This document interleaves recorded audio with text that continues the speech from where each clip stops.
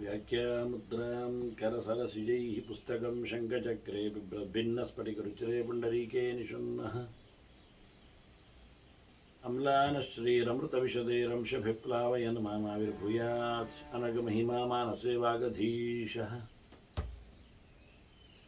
नमस्ते प्राणेश प्रणतविभवायामनिमगाः नमस्वामिन् रामप्रियतमन्मन्गुरुगुण नमस्तुभ्यं भीमप्रबलतमकृष्णेष्ट भगवन् नमः श्रीमन्मध्वप्रदिश सुदर्शन्नो जय जय श्रीगुरुभ्यो नमः नारायणं सुरगुरुं जगदेकनाथं भक्तप्रियं सकललोकनमस्कृतं च त्रैगुण्यवर्जितमजं विभुमाद्यमीशं वन्दे भवग्नम् अमरासुरसिद्धवन्द्यं नारायणं नमस्कृत्य नरं चैव नरोत्तमं देवीं सरस्वतीं व्यासं ततो जयमुदीरये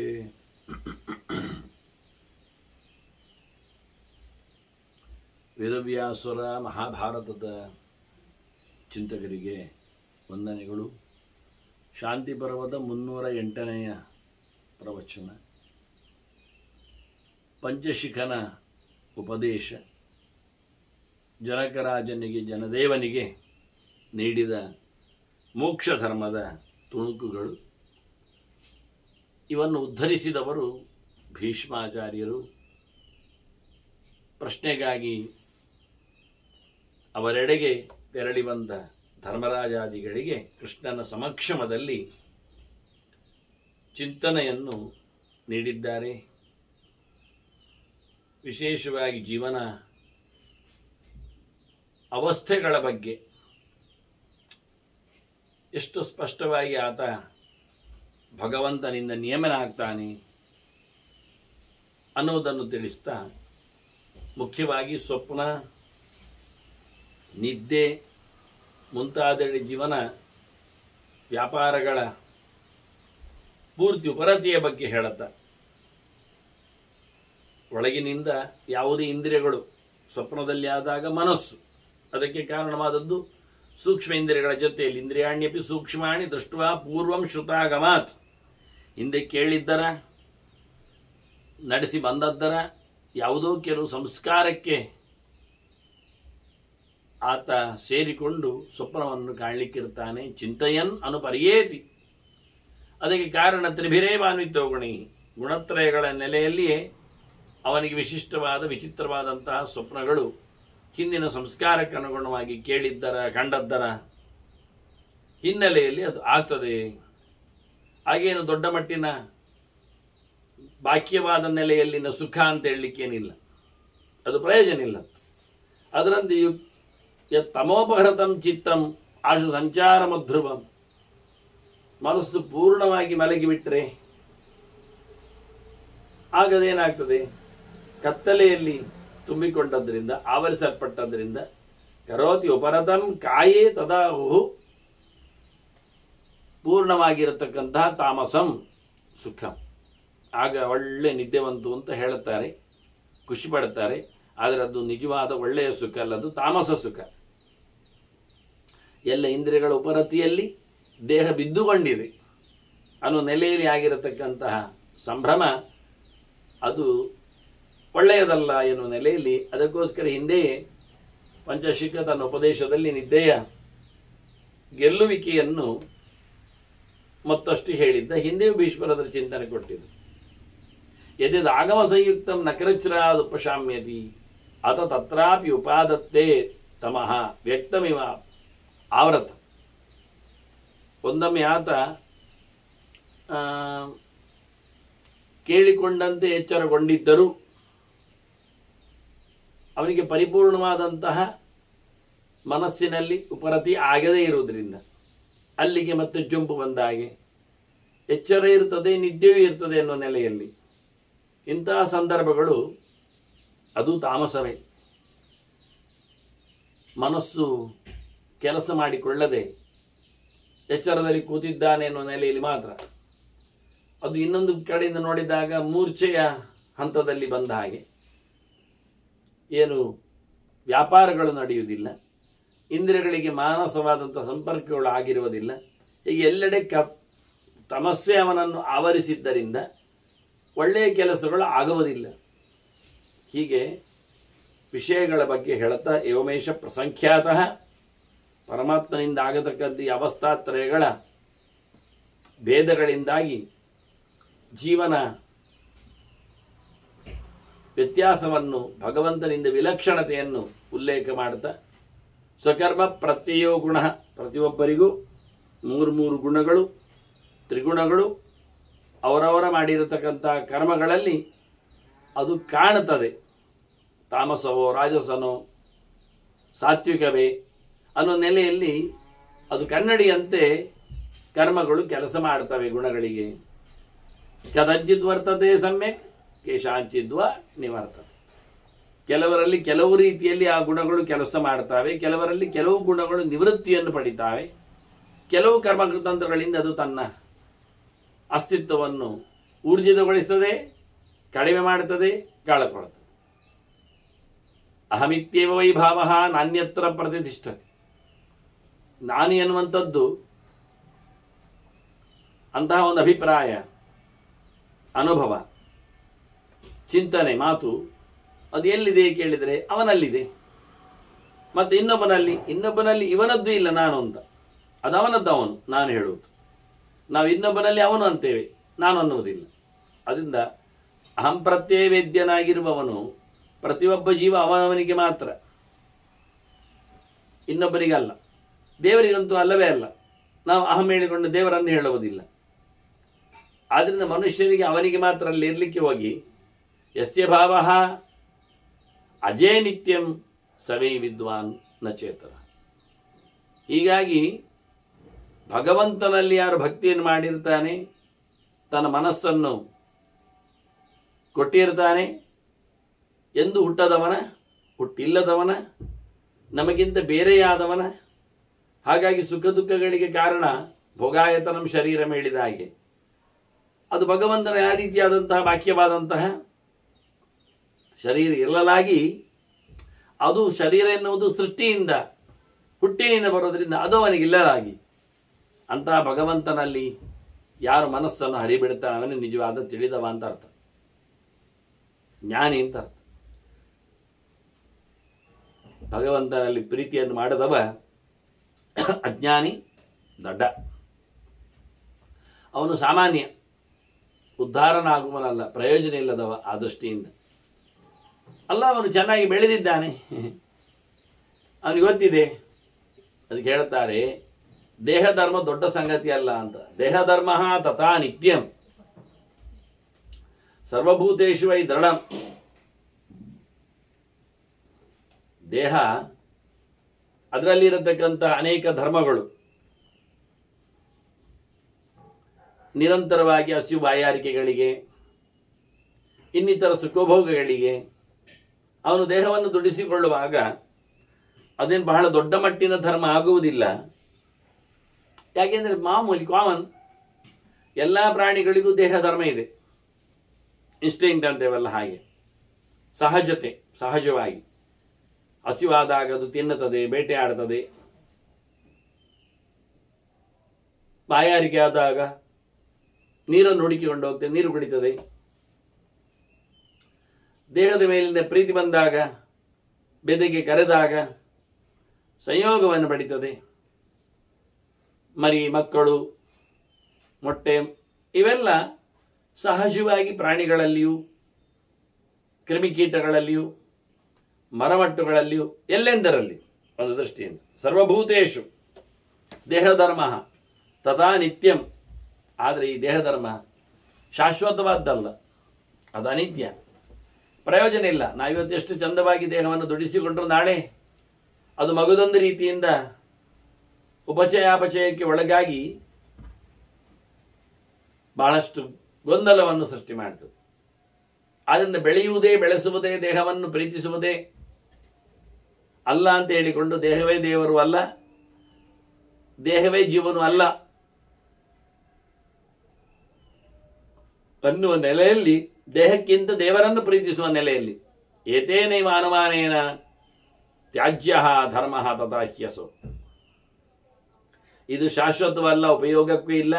ಎಷ್ಟು ಚೆನ್ನಾಗಿ ದೇಹವನ್ನು ಅಡುಗೆ ಊಟಗಳಿಂದ ನಾವು ಸಿದ್ಧ ಮಾಡಿ ಬೆಳೆಸಿದರೂ ಅದು ಕೊನೆಗೆ ತಿನ್ನಲಿಲ್ಲದೆ ಸತ್ತದ್ದಲ್ಲ, ಹಸಿವಾಗದೆ ಸೋತದ್ದಲ್ಲ. ಹಾಗಾಗಿ ದೇಹ ತನ್ನಷ್ಟಕ್ಕೆ ತಾನು ಬ್ರೆಟ್ಲಾಗ್ತದೆ. ಅದು ಪ್ರಯೋಜನ ಇಲ್ಲದ್ದು. ದೇಹವನ್ನು ನಾವೆಷ್ಟು ನೋಡಿಕೊಂಡ್ರೂ ದೇಹಕ್ಕಿಂತ ಭಿನ್ನನಾದ ಆತ್ಮ ಬೇರೆ ಇರ್ತಾನೆ ಅನ್ನೋದು ಅರ್ಥ ಮಾಡಿಕೊಂಡಾಗ ಈ ಧರ್ಮ ಅಲ್ಲ ಅಂತ ಅರ್ಥ ಆಗ್ತದೆ. ಅದಕ್ಕಿಂತ ಬೇರೆ ಧರ್ಮ ಯಾವುದು? ಜ್ಞಾನೇನ ಮುಚ್ಯತೆ ಜಂತು ಧರ್ಮಾತ್ಮ ಜ್ಞಾನವಾನ್ ಭವೇತ್. ಒಳ್ಳೆ ಶಾಸ್ತ್ರೀಯವಾದಂತಹ ವಿದ್ಯುಕ್ತವಾದ ಕರ್ಮಗಳನ್ನು ಮಾಡುವವನನ್ನು ನಾವು ಧರ್ಮಾತ್ಮ ಅಂತ ಹೇಳ್ತೇವೆ. ಅವನು ತಾನು ಉದ್ಧಾರನಾಗ್ತಾನೆ, ಮಗದೊಬ್ಬರನ್ನು ಉದ್ಧಾರಗೊಳಿಸ್ತಾನೆ.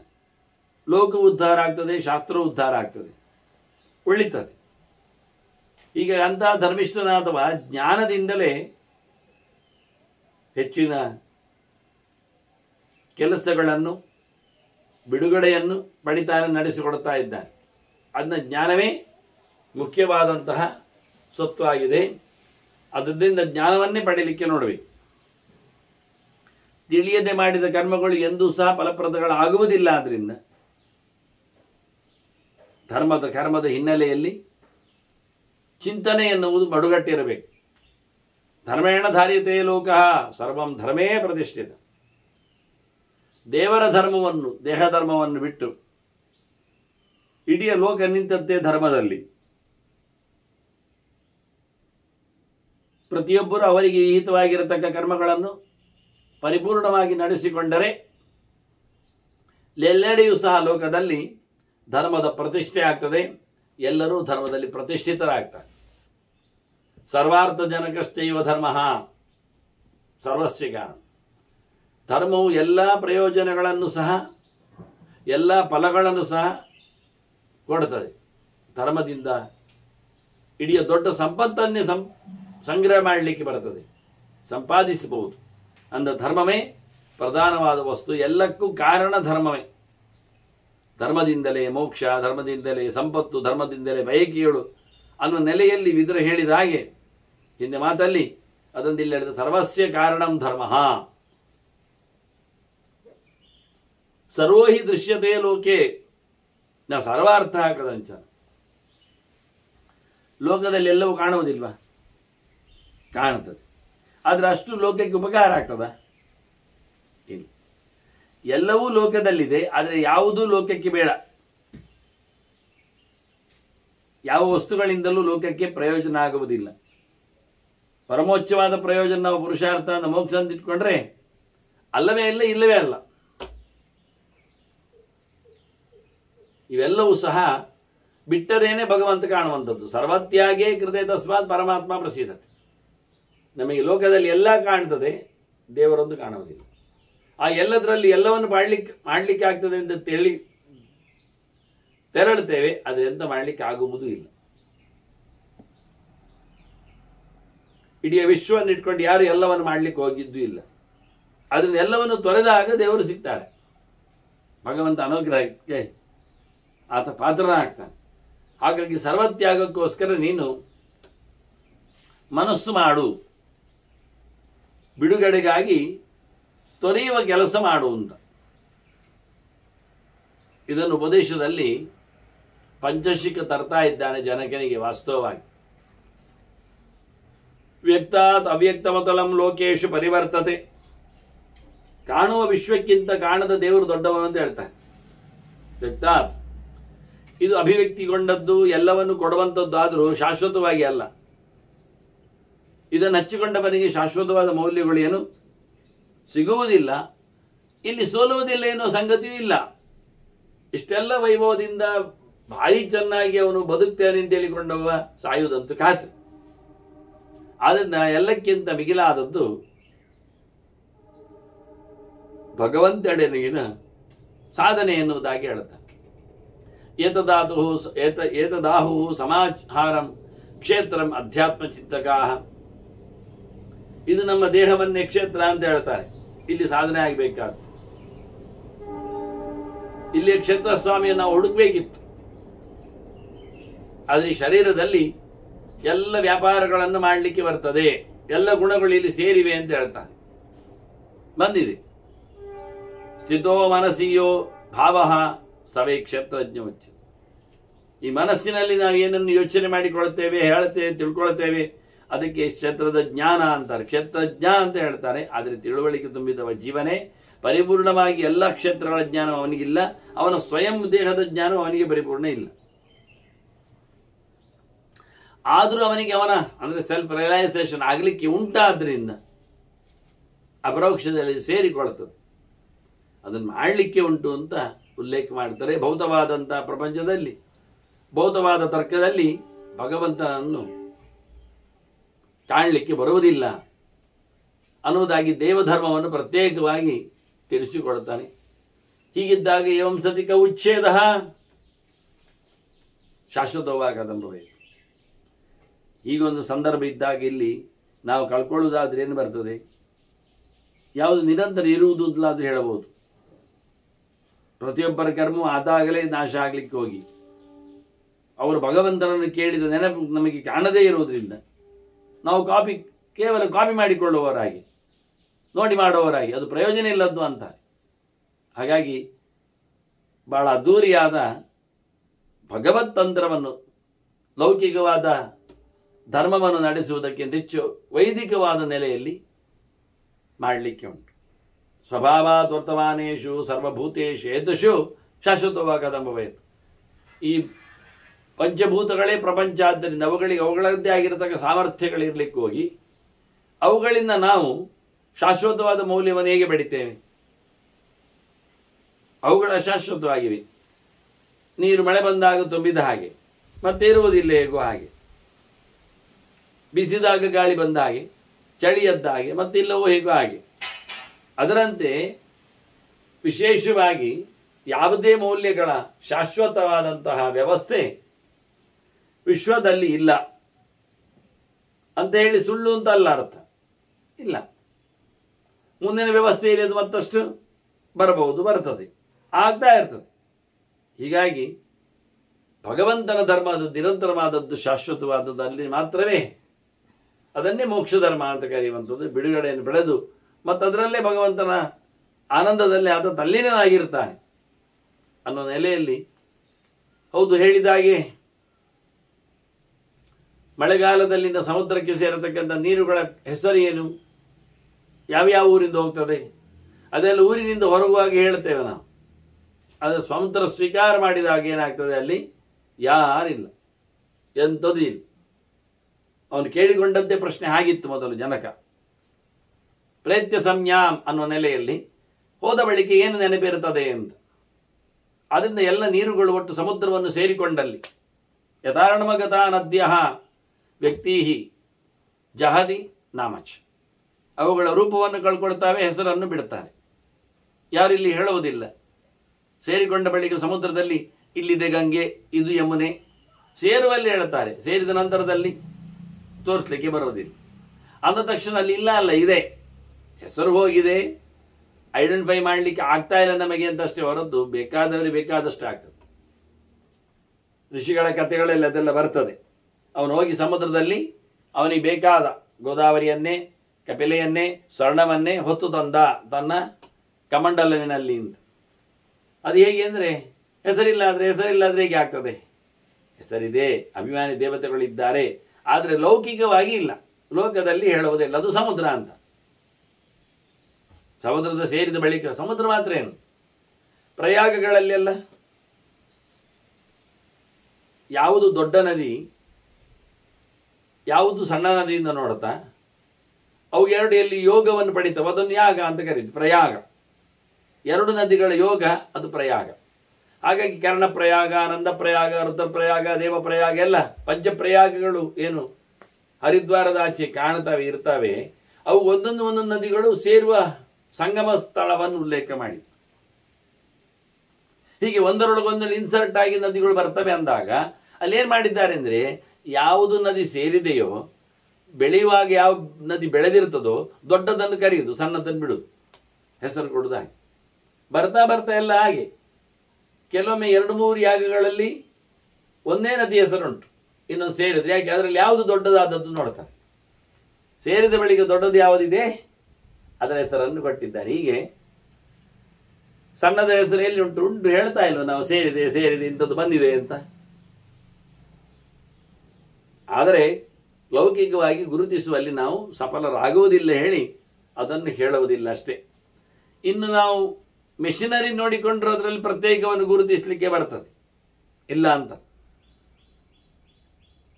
ಅದರಂತೆ ಭಗವಂತನಲ್ಲಿನ ಪಯಣ ಇದೇ ರೀತಿಯಾಗಿ ನ ಪ್ರತ್ಯ ಸಂನ್ಯಾಸ್ತಿ ಹೇಳಿದ. ಅದಕ್ಕೋಸ್ಕರ ಅವರು ಒಬ್ಬ ಜೀವನಿಗೆ ಹೆಸರುಂಟ, ಹುಟ್ಟಿದಲ್ಲಿ ತಂದೆ ತಾಯಿಗಳು ಅವರದ್ದು ಸೂಸು ಇದ್ದಾಗ ಅದಕ್ಕೊಂದು ಸುಕುರುಂಡೆಯನ್ನು ಇಡ್ತಾರೆ ಹೆಸರು, ಮತ್ತೆ ಅದಕ್ಕೊಂದು ಇರಲಿ ಅಂತ. ಹಾಗೆ ಖಾಲಿ ಜೀವನಿಗೆ ಬದುಕಿನಲ್ಲಿ ಬರಲಿಕ್ಕಷ್ಟೇ ಹೆಸರಿನ ವ್ಯವಸ್ಥೆ, ಹೊರತು ಹೋದ ಬಳಿಕ ಇಲ್ಲ. ಸತ್ತಾಗ ಹೇಳಿರ್ತಾರೆ ಅವರು ಹನುಮಂತರಾಯರು ಸತ್ರು ಅಂತ.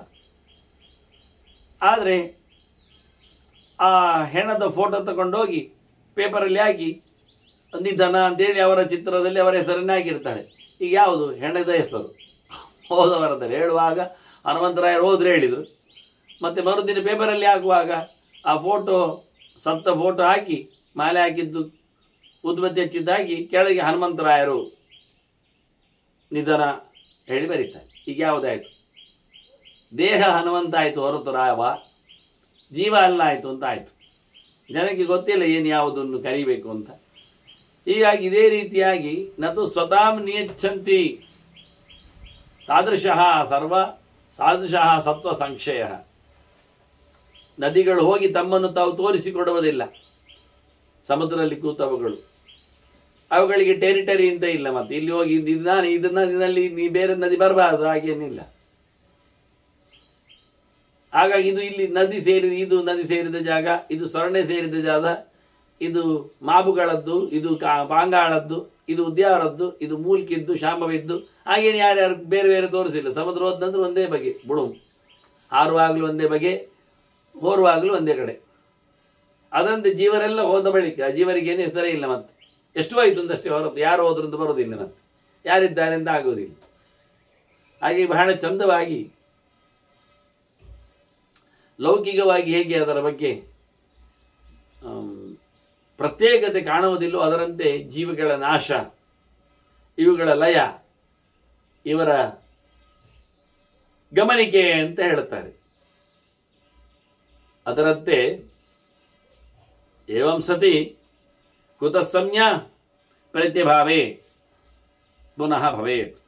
ಆದ್ದರಿಂದ ಲೌಕಿಕವಾಗಿ ಯಾರಾದರೂ ಸತ್ತ ಬಳಿಕ ಅವರ ಹೆಸರನ್ನು ನಾವು ಹೇಗೆ ಹೇಳಲಿ, ಎಲ್ಲಿ ಬರ್ತದೆ, ಎಲ್ಲಿರ್ತದೆ ಅಂತ ಹೇಳಿಕೊಂಡು ಬಹಳ ಚಂದವಾಗಿ ಅದರ ವಿಷಯವನ್ನು ಉಲ್ಲೇಖ ಮಾಡ್ತಾರೆ. ಅಂದರೆ ಯಾರು ಯಾರು ಯಾರು ಯಾರು ಎನ್ನುವುದೆಲ್ಲ ಸ್ಪಷ್ಟವಾಗಿ ದೇವತೆಗಳಿಗೆಲ್ಲವೂ ಅರಿತಿರ್ತದೆ, ಎಂಥದ್ದು ಎಂಥದ್ದು ಎಲ್ಲಿಂತ. ಅದರ ಲೋಕಕ್ಕೆ ಮಾತ್ರ ಏನು ಗೊತ್ತಾಗುವುದಿಲ್ಲ. ಪ್ರಸಮ್ಮಿಶ್ರಿತೆ ಜೀವೆ ಗೃಹ್ಯಮಾಣೇ ಚ ಸರ್ವತಃ. ಭಗವಂತನಿಂದಾಗಿ ಜೀವನ ಮುಂದಿನ ಗತಿ ಇರಲಿಕ್ಕಾಗಿ ಅನುಗೃಹ್ಯಮಾಣೇವ ನಿಗೃಹ್ಯಮಾಣೇವ, ಜೀವನ ಅವನ ಕೈಯಲ್ಲಿ ಕಂಟ್ರೋಲಿಗೆ ಮತ್ತೆ ಸಿಗ್ತಾನೆ. ಇವನು ಶಾಶ್ವತವಾಗಿ ಭಗವಂತನಲ್ಲಿ ತನ್ನನ್ನು ಸಮರ್ಪಿಸಿಕೊಳ್ಳುತ್ತಾನೆ ಅಂದಾಗ ಪೂರ್ಣತೆಯನ್ನು ಪಡೆಯುವ, ಭಗವಂತನಲ್ಲಿ ಪರಿಪೂರ್ಣವಾದಂಥ ಆನಂದವನ್ನು ಪಡೆಯತಕ್ಕಂಥ ಜೀವನ ವಿಚಾರದಲ್ಲಿ ಹೀಗಿದೆ ಅಂತ ಮೋಕ್ಷದ ಕಲ್ಪನೆಯಲ್ಲಿನ ಜೀವ ಭಗವಂತನ ಹತ್ತಿರದಲ್ಲಿನ ವಿಶೇಷವಾದ ಆನಂದವನ್ನು ಅನುಭವಿಸುವ ಬಗೆಗಳನ್ನು ಉಲ್ಲೇಖ ಮಾಡ್ತಾರೆ. ಇಮಾಂಚ ಯೋ ವೇದ ವಿಮೋಕ್ಷ ಬುದ್ಧಿಂ ಆತ್ಮಾನಮನ್ವಿಚ್ಛತಿ ಚ ಅಪ್ರಮತ್ತ. ಹೊರಡೋಗುವ ಈ ಒಂದು ಕಲೆಯನ್ನು, ನಿಪುಣತೆಯನ್ನು ಯಾರು ಇಷ್ಟಪಟ್ಟಿರ್ತಾರೆ,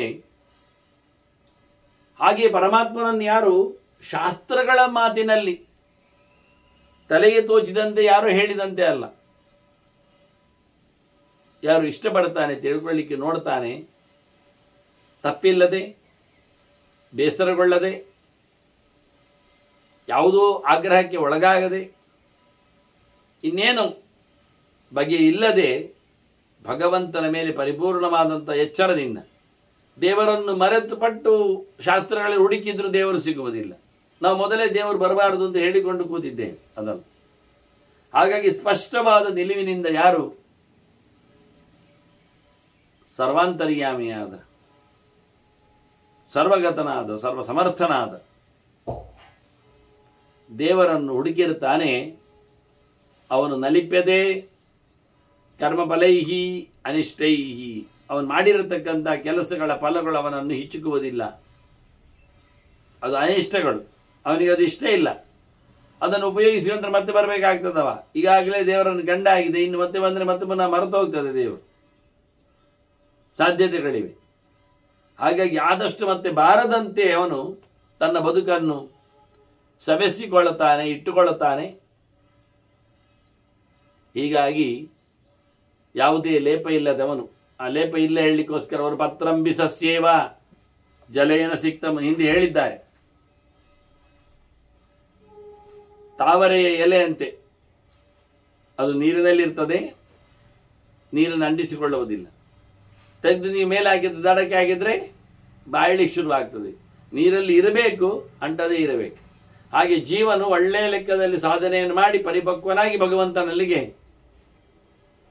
ಅವನು ಸಾಗಬೇಕು. ಹಾಗೆ ಇರ್ತದೆ ಅದರ ದೃಷ್ಟಾಂತದ ಕ್ರಮ. ಮತ್ತೆ ಅವನಲ್ಲಿ ಇರತಕ್ಕಂಥ ದೃಢೈಹಿ ಭಾಷೈಹಿ ಬಹುಭಿಹಿ ವಿಮುಕ್ತ ಪ್ರಜಾನಿಮಿತ್ತೈರಪಿ ದೈವತೈಶ್ಚ.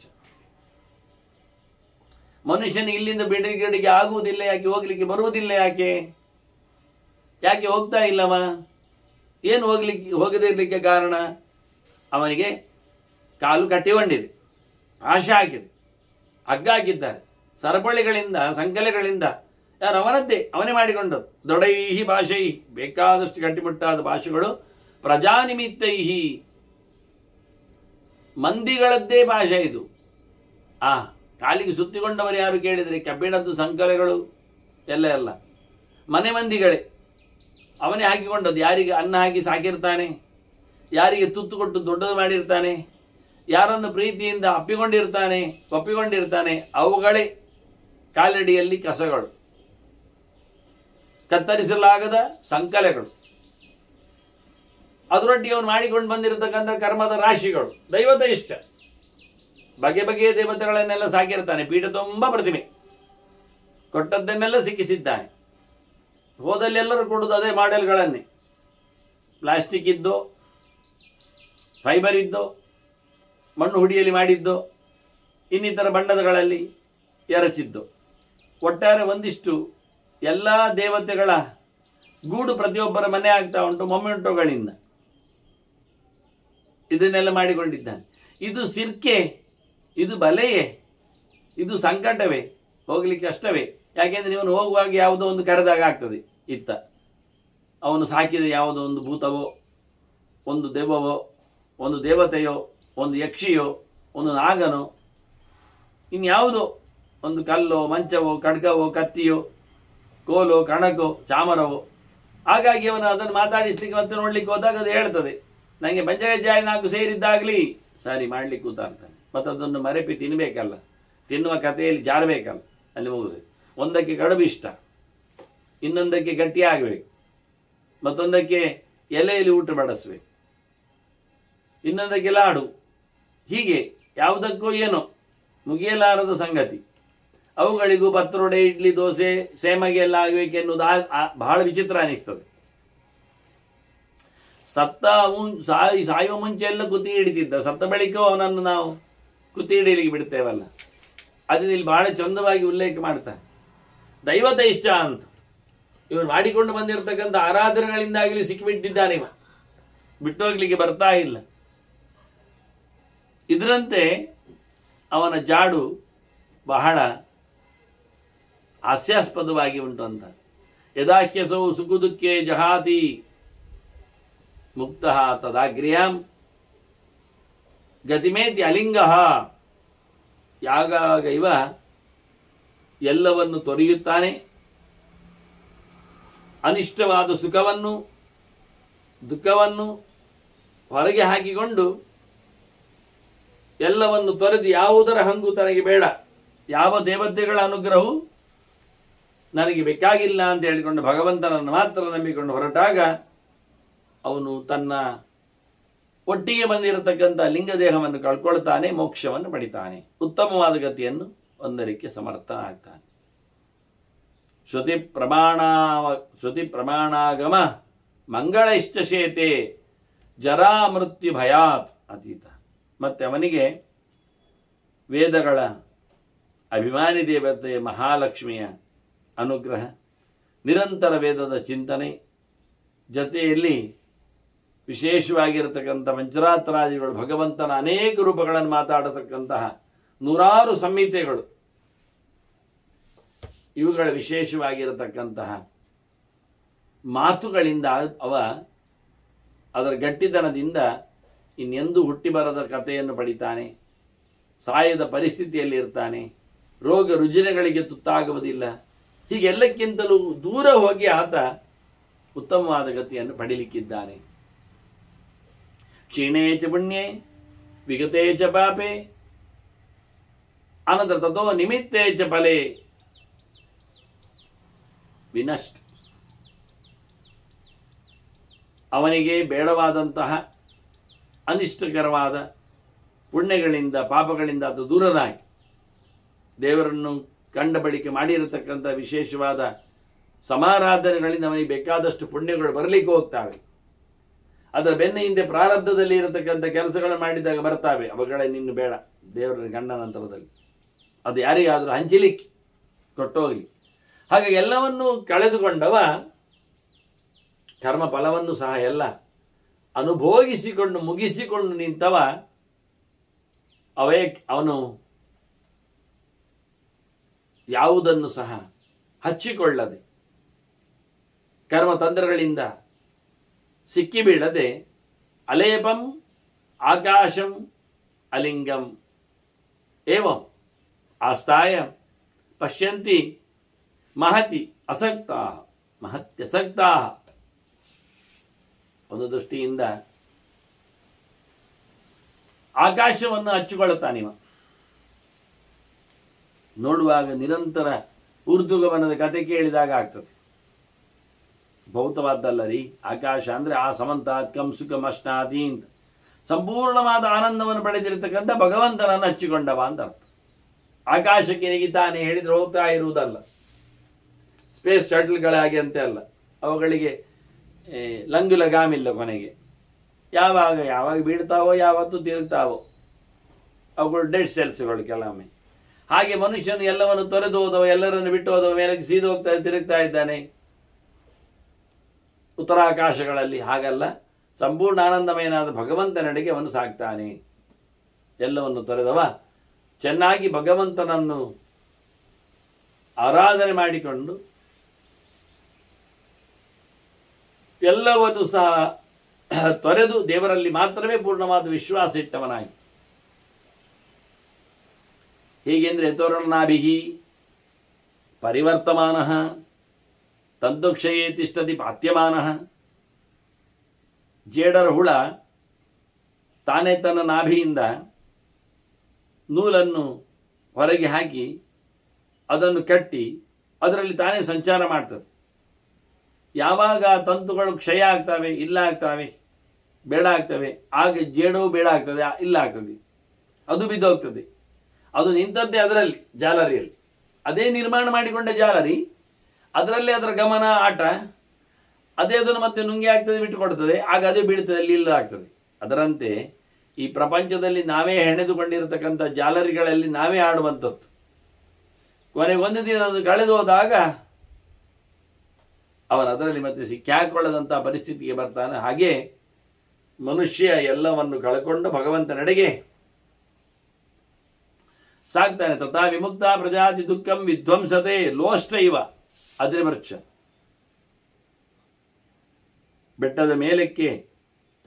ಬೆಟ್ಟಕ್ಕೆ ಮಣ್ಣಿನ ಹೆಂಟೆಯನ್ನು ಹೊಡೆದರೆ ಹೇಗೆ ಅವುಗಳೇ ನುಚ್ಚು ನೂರಾಗಿ ಹುಡಿಯಾಗಿ ಕೆಳಗೆ ಬೀಳುತ್ತಾವೋ, ಅದರಂತೆ ಎಲ್ಲ ತನ್ನ ಕರ್ಮಗಳನ್ನು ಕಳಚಿಕೊಳ್ಳುತ್ತಾನೆ, ದುಃಖಗಳಿಂದ ದೂರನಾಗ್ತಾನೆ, ಸಂಬಂಧವನ್ನು ಬಿಟ್ಟಿರುತ್ತಾನೆ. ಏನಿದ್ದರೂ ಅವನ ಮೈ ಮೇಲೆ ಬಿದ್ದಿರತಕ್ಕಂತಹ ಇಂತಹ ಬಾಕ್ಯವಾದ ಸುಖ ದುಃಖಗಳು ಮಣ್ಣಿನ ಹೆಂಟೆಗಳಂತೆ ಬಿದ್ದೋಗ್ತವೆ, ಉಪಯೋಗ ಇಲ್ಲ ಆಗಿ ಬಿಡ್ತವೆ. ಒಟ್ಟಿದ್ದದ್ದು ಬಿಡುವುದು ಹೇಗೆ? ಲಿಂಗದೇಹ ಒಟ್ಟಿತ್ತು, ಕೊಟ್ಟಿದ್ದದ್ದು ಬಿಡುವುದಂತ ಹೇಗೆ ಬಿಡಲಿಕ್ಕೆ ಬರ್ತದೆ ಅಂತ ಕಳಚಿಕೊಳ್ಳುತ್ತದೆ. ಈಗ ತೆಂಗಿನಕಾಯಿ ಗೆರಟೆಯಲ್ಲಿ ಅಂಟಿಕೊಳ್ಳಿಲ್ವಾ? ಸುಮಾರು ಸಮಯದ ನಂತರ ಒಣಗಿದಾಗ ಗೆರಟೆಯನ್ನು ಬಿಡುವುದಿಲ್ವಾ? ಹಾಗೆ ಬೀಜಗಳಿಂದ ಅದರ ಕವಚಗಳು ಬಿಚ್ಚಿದಾಗ ಅದು ಮತ್ತೆ ಮೊಳಕೆ ಒಡೆಯದಂತೆ ಆಗುವ ಹಾಗೆ ಮತ್ತೆ ಹುಟ್ಟಿ ಬರದಂತೆ ಇವನು ಮಾಡಿಕೊಳ್ಳಲಿಕ್ಕೆ ಅಂತಹ ಒಂದು ಬಿಡುಗಡೆ ಇದೆ. ಅದು ಲೋಕದಲ್ಲಿ ಹೇಗೆ ಉಂಟು ಕೇಳಿದರೆ, ಯಥಾ ರುರುಹು ಶೃಂಗಮಥೋ ಪುರಾಣಂ ಹಿತ್ವ. ಒಂದು ಜಾತಿಯ ಜಿಂಕೆ ರುರು ಅಂತ, ಅದೊಂದು ಉರುಟಾದ ಉದ್ದನೆಯ ಕೊಂಬೆ ಇರ್ತದೆ. ಅದು ಕೊಂಬನ್ನು ಕಳ್ಕೊಳ್ಳುತ್ತದೆ, ಮತ್ತೆ ಅದಕ್ಕೆ ಕೊಂಬು ಚಿಗುರುತ್ತದೆ. ಹಾಗೆ ಕಳ್ಕೊಳ್ಳುವ ಜಿಂಕೆ ಉಂಟು, ಕೊಂಬು ಕಳ್ಕೊಳ್ತದೆ, ಅದು ನೋಡಿಯೂ ಹೋಗುದಿಲ್ಲ ಎಂತ ಬಿದ್ದದ್ದು ಅಂತ, ಗಮನಿಸುವುದೇ ಇಲ್ಲ. ಇನ್ನೊಂದು ದೃಷ್ಟಾಂತ ಹೇಳುವುದಾದ್ರೆ, ಯಥಾ ಉರಗಃ ತ್ವಚಂ ವಾಪಿ ಉರಗೋ ಯಥ. ಹಾವು ಅದು ತನ್ನ ಪೊರೆಯನ್ನು ಕಳಚುತ್ತದೆ, ಅಂತಕ್ಷಣ ಅದಕ್ಕೆ ಇಲ್ಲ ಆಗುವುದಲ್ಲ, ಅದು ಮತ್ತೊಂದು ಅದಕ್ಕೆ ಮೈಯಲ್ಲಿ ಬರ್ತದೆ. ಅದನ್ನು ಹರಿದು ನಿಧಾನಕ್ಕೆ ಮುಳ್ಳಿನ ಮೇಲೆ ಬಿಟ್ಟುಕೊಂಡು ತಾನು ಹೋಗ್ತದೆ, ನೋಡುವುದೇ ಇಲ್ಲ. ಹಾಗೆ ಲಿಂಗದೇಹವನ್ನು ಬಿಟ್ಟುಕೊಡ್ತಾನೆ, ಅವನು ಮುಕ್ತನಾಗಿ ಪ್ರವೇಶ ಮಾಡ್ತಾನೆ, ಭಗವಂತನಲ್ಲಿ ಸೇರ್ತಾನೆ, ಅಲ್ಲಿರ್ತಾನೆ. ಹೀಗಾಗಿ 2-3 ದೃಷ್ಟಾಂತಗಳಿಂದ ಮನುಷ್ಯನ ನಿತ್ಯದಲ್ಲಿರತಕ್ಕಂಥ ಸಂಗತಿಯನ್ನು ಬಿಡಲಿಕ್ಕೆ ಬರ್ತದೆ. ವಿಹಾಯ ಗಚ್ಚತಿ ಅನವೇಕ್ಷಮಾಣ ತಥಾ ವಿಮುಕ್ತ ವಿಜಹಾತಿ ದುಃಖಂ. ಆದ್ದರಿಂದ ಒಂದೊಮ್ಮೆ ಅವನಿಗೆ ಮತ್ತೆ ರೂಪ ಬೇಕು ಅಂತ ಹೇಳಿ ಅನಿಸಿಕೊಂಡಿದ್ದರೆ, ಅವನಿಗಲ್ಲ ಅಂತ ಅದು ಉಳಿದವರಿಗಾದರೂ ಬೇಕು ಅಂತ ಕಂಡಿದ್ದರೆ, ಅದನ್ನು ಒಪ್ಪಿಕೊಂಡು ಬಂದಿದ್ದರೆ, ಹಾಗೆ ಮತ್ತೆ ಇಲ್ಲಿ ತಿರುಗಲಿಕ್ಕೆ ಆಗಿರುತ್ತದೆ. ಹಾಗಾಗಿ ಕಳಚಿಕೊಂಡು ತೆರಳಬೇಕು. ಹಕ್ಕಿ ನೋಡಿ ಹೇಗೆ ಉಂಟದು. ಮರ ಬೀರುವುದು ಅಂತಾದ್ರೆ, ಸುಟ್ಟೋಗಿದೆ ಅಂತಾದ್ರೆ, ಬೇರಿನಲ್ಲಿ ನೀರು ಎಳೆಯುವುದಿಲ್ಲ ಅಂತಾದ್ರೆ, ಬೇಸಿಗೆ ಕಾಲ ಅಂತಾದ್ರೆ ತಾನು ಎಲ್ಲವನ್ನು ತೊರೆದು ಹೋಗುವುದಿಲ್ವಾ? ವ್ಯಾಮೋಹದಿಂದ ಕೂತ್ಕೊಳ್ತದಲ್ಲಿ ಇಲ್ಲ. ಅದು ಕಥೆಯಲ್ಲಿ ಮಾತ್ರ ಕೆಲವೆಡೆ ಅಷ್ಟೇ, ಕೆಲವು ಹಕ್ಕಿಗಳಷ್ಟೇ. ಎಲ್ಲ ಹಕ್ಕಿಗಳಿಗೆ ಸಾಮಾನ್ಯವಾದ ಸಂಗತಿ ತಮ್ಮ ಆಶ್ರಯ ಚೆನ್ನಾಗಿರಬೇಕು ಅಂತ. ಹಾಗಾಗಿ ಹುಲಿಯನ್ನು ಹುಡುಕಿಕೊಂಡು ಬರ್ತವೆ ಉಳಿದವುಗಳು ಆಶ್ರಯಕ್ಕಾಗಿ. ಅಂದಂತೆ ಮನುಷ್ಯನು ಹಾಗೆ ಇಲ್ಲ ಆಗುವುದಿಲ್ಲ. ಅದಕ್ಕೆ ಬೇಕಾಗಿರತಕ್ಕಂತಹ ವ್ಯವಸ್ಥೆಗಳು ಇದ್ದೇ ಇರ್ತಾವೆ. ಇಮಾನ್ ಸ್ವಯೋಗ್ಯಾನ್ ಅನ್ವಶ್ಯ ಸರ್ವಾನ್ ವ್ರಜನ್ ಯಥಾ ಆಕಾಶಮಿವ ಆಪ್ತು ಕಾಮಃ. ಈ ರೀತಿಯಾಗಿ ಎಲ್ಲ ತನ್ನ ಲೋಕಗಳಲ್ಲಿ ಇರತಕ್ಕಂಥ ಪರಿಸ್ಥಿತಿಗಳನ್ನೆಲ್ಲ ಚೆನ್ನಾಗಿ, ತನಗೆ ಸಂಬಂಧಪಟ್ಟವರನ್ನು ತಾನು ಅನುಭವಿಸಿದ್ದನ್ನೆಲ್ಲ ಚೆನ್ನಾಗಿ ಮೆಲುಕು ಹಾಕಿಕೊಂಡರೆ, ನೋಡಿಕೊಂಡರೆ ಇದೆಲ್ಲವನ್ನು ಬಿಟ್ಟು ಹೋಗಲಿಕ್ಕೆ ಮನಸ್ಸು ಬರ್ತದೆ.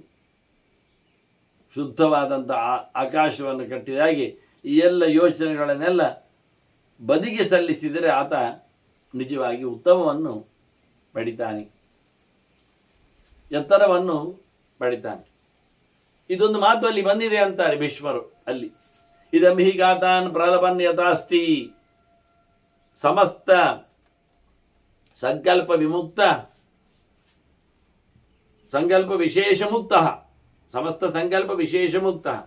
ಏನೆಲ್ಲ ಬೇಕುಗಳು ಇತ್ತವೋ, ಯೋಚನೆಗಳು ಬಂದವೋ, ಅದನ್ನೆಲ್ಲವನ್ನು ಕಳಚಿಕೊಂಡವ. ಹೀಗೊಂದು ಮಾತಾಡಿದ ಹೇಳತ ಏನು ಅಂತ, ಅಯಂ ಹಿ ಸರ್ವಂ ಕಿಲ ಸರ್ವಭಾವೇ. ಇವನಲ್ಲವೇ ಎಲ್ಲವೂ, ಎಲ್ಲಿಯೂ. ಮತ್ತೆ ನಾನೆಂದು, ನಾನು ಅಹಂ ತದಂಶಃ. ಅವನದೊಂದು ಸಣ್ಣ ನಾನು ತುಣುಕಿನಂತೆ. ಅದು ಸೂರ್ಯ ಬೆಳಕಾದರೆ ನಾವೊಂದು ಕಿರಣದಂತೆ ಹೇಳಿಕೊಂಡಂತೆ. ಹಾಗೆ ಎಲ್ಲವೂ ಬೆಳಗಿಸುವ ಶಕ್ತಿ ಅದುವೇ ಎಲ್ಲದರಲ್ಲಿ. ಇಲ್ಲಿ ಇವತ್ತು ನಾವು ನೋಡುವಂಥದ್ದು 3 ಜನರನ್ನಾಗಿ. ಅದರಂತೆ ಎಲ್ಲವೂ ಸಹ ಭಗವಂತನಲ್ಲಿ ನೆಲೆಗೊಂಡದ್ದರಿಂದ ಮಮೇವಾಂಶೋ ಜೀವಲೋಕೆ ಜೀವಭೂತಃ ಸನಾತನಃ ಅಂತ ಹೇಳಿದಾಗೆ, ನಾನವನ ಒಂದು ಸಣ್ಣ ಭಿನ್ನವಾದ ಅಂಶವಾಗಿ ನಿಂತಿದ್ದೇನೆ. ಅವನೆಲ್ಲ ಕಡೆಯಲ್ಲಿ ಎಲ್ಲವನ್ನು ಮಾಡುವ, ಎಲ್ಲವನ್ನು ನಡೆಸುವ, ಎಲ್ಲವನ್ನು ದುಡಿಸಿಕೊಳ್ಳುವ, ಎಲ್ಲದರ ಸೃಷ್ಟಿಕರ್ತನಾಗಿ ನಿಂತಿದ್ದಾನೆ.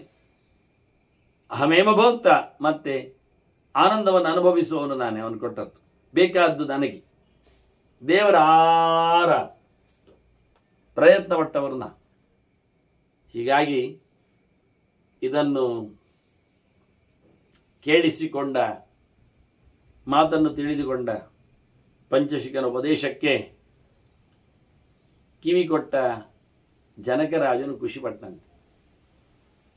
ಪರಮಸುಖಿ ವಿಜಹಾರ ವೀತಶೋಕ, ಚೂರು ನೋವಿಲ್ಲದೆ ಆರಾಮವಾಗಿ ಆತ ಮೆರೆದ ಅಂತ ಆದ್ರೆ. ಅಷ್ಟು ಮೆರಿಲಿಕ್ಕೂ ಒಂದು ಮಾತಿತ್ತವನತ್ತು ಜನಕನಂತ. ಅವನು ಹೇಳ್ತಾನೆ, ದಕ್ಷ್ಯತೆ ಹತ್ರ ನಮೇ ತುಷೋಪಿ ಅಲ್ಪ ತುಷೋಪಿ ದಕ್ಷ್ಯತೆ ಹತ್ರ ಅಂತ. ನನ್ನದು ಒಂದು ಸಣ್ಣ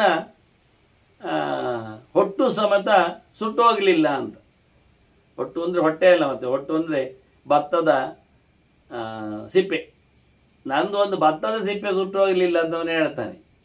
ಅಷ್ಟು ಸಣ್ಣ ಮಟ್ಟಿನದ್ದು ನನಗೆ ಅಂತ ಹಾನಿ ಆಗಲಿಲ್ಲ ಅಂತ ಹೇಳಿಕೊಳ್ಳುತ್ತಾನೆ. ಆ ರೀತಿಯಾಗಿ ಗಮ್ಮತ್ತಾಗಿ ಬದುಕಿದವ ಪರಮಸುಖಿಯಾಗಿ. ನಾವು ಸಹ ಅದನ್ನು ಕೇಳುವ ಮೂಲಕ ಅದನ್ನು ನಡೆದರೆ ನಾವು ಭಗವಂತನಡೆಗೆ ಸಾಗಲಿಕ್ಕೆ ಆಗ್ತದೆ, ಈ ಜಗತ್ತನ್ನು ಬಿಡಲಿಕ್ಕೆ ಬರ್ತದೆ. ಪ್ರಮುಚ್ಯತೆ ಅನ್ನುವ ಫಲಶ್ರುತಿಯನ್ನು ಭೀಷ್ಮರು ಹೇಳುತ್ತಾರೆ. ಪಂಚಶಿಖರ ಉಪದೇಶದಿಂದ ಜನಕರಾಜನಿಗಾದ ಏನೊಂದು ಔಚಿತ್ಯ, ಔನ್ನತ್ಯ, ಸಂಭ್ರಮ ಏನೆಲ್ಲ ಇತ್ತು ಅದೆಲ್ಲರೂ ಪಡೀಲಿಕ್ಕೆ ಆಗ್ತದೆ ಅಂತ ಹೇಳಿಕೊಂಡ್ರು. ಅವನೇನು ಹೇಳಿಕೊಂಡಲ್ಲ, ನಂದೆಂಥದ್ದು ಸುಟ್ಟೋಗಲಿಲ್ಲ ಅಂತ. ಇದರ ಬಗ್ಗೆ ಮತ್ತೆ ಭೀಷ್ಮರ ಗದ್ದೆಯಲ್ಲಿ ಧರ್ಮರಾಜ ಕೇಳಿಕೊಳ್ಳುತ್ತಾನೆ. ಅದೆಂಥದ್ದು ಮಿಥಿಲೆಯ ನಗರದ ಸುಟ್ಟುವ ವಿಷಯದಲ್ಲಿ ಅವನದ್ದೆಂಥದ್ದು ಒಂದು ಭತ್ತದ ಸಿಪ್ಪೆಯೂ ಸುಡಲಿಕ್ಕೆ ಹೋಗಲಿಲ್ಲ ಅಂತೆಲ್ಲ ಹೇಳಿಕೊಂಡ ಕತೆ. ಅದೆಲ್ಲ ಹಿಂದೆ ಭತ್ತದ ಸಿಪ್ಪೆಯ, ಅದೇ ಭತ್ತದ ಸಿಪ್ಪೆ, ಅದೇ ಬಾರಿನ ಸಿಪ್ಪೆ ಅಂತಾರೆ, ಹೊಟ್ಟು ತುಷ ಅಂತಾರೆ.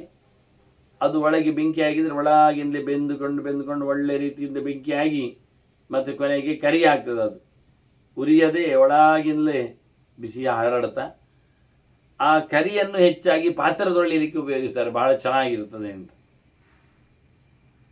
ಆದರೆ ಹಿಂದಿನವರು ಯೋಚನೆ ಮಾಡ್ತಿದ್ದ ನೆಲೆಯಲ್ಲಿ ಕಷ್ಟ ಇದ್ದಾಗ ಮಾತ್ರ ನಿದ್ದೆಗೆ ಅಥವಾ ಏನಾದರೂ ಪ್ರಾಯಶ್ಚಿತ್ತಕ್ಕೆ ಹೊರಗುವುದು. ಹಾಗಾಗಿ ರಾಶ ಇಲ್ಲಿ ಎಲ್ಲವನ್ನೂ ತಾನು ಯಾವುದು ತನ್ನದಲ್ಲ ಎನ್ನುವ ನೆಲೆಯಲ್ಲಿ ನೆಲೆ ನೋಡಿಕೊಂಡಾಗ ತುಷವು, ನಾನು ತುಷ ಎಲ್ಲಿದೆ ಅಂತ ತೋರಿಸಿಕೊಟ್ಟಷ್ಟೇ. ಅದನ್ನು ಉಮೀಂತಲೂ ಕರೀತಾರೆ ಕೆಲವು ಕಡೆ. ಟೋಟಲಿ ಅದು ಭತ್ತದ ಸಿಪ್ಪೆ, ಅದು ಕರಿಯಾಗಿರುತ್ತೆ, ಬಹಳ ಚೆನ್ನಾಗಿರ್ತದೆ ಅದು ತಿಕ್ಕಲಿಕ್ಕೆಲ್ಲ. ಅದರ ಬೂದಿಯ ಸ್ಟೇಜಲ್ಲಿ ಬಂದಾಗ ನನ್ನದು ಒಂದು ಭತ್ತದ ಸಿಪ್ಪೆ, ಒಂದು ಅದು ಸಹ ಹೇಳಿಕೊಂಡದರ ಕಥೆಯಲ್ಲಿ ಧರ್ಮರಾಜನ ಪ್ರಶ್ನೆ ಇರ್ತದೆ, ಅದೆಂಥ ಸನ್ನಿವೇಶ ಆದದ್ದು ಅಂತ. ಹಾಗಾಗಿ ಪಂಚಶಿಖರ ಉಪದೇಶ ಮುಗಿದರೂ ಜನಕನ ವೈಭವ ನಮಗೆ ಅರ್ಥ ಆಗಬೇಕಿರೋ ನೆಲೆಯಲ್ಲಿ ಧರ್ಮರಾಜ ಕೇಳಿದ್ದಕ್ಕೆ ಮತ್ತೆ ಭೀಷ್ಮರು ಆ ಕಥೆಯೆಡೆಗೆ ಮುಂದೆ ಹೋಗ್ತಾರೆ. ಹಾಗಾಗಿ ಜನಕನ ಮಿಥಿಲೆ ಸುಟ್ಟ ಕಥೆಯಲ್ಲಿಗೆ ನಾವು ಮತ್ತೆ ಸೇರುವ ವಂದನೆಗಳೊಂದಿಗೆ ಶ್ರೀಕೃಷ್ಣ ಕೃಷ್ಣ ನಾರಾಯಣ ನಾರಾಯಣ ನಾರಾಯಣ.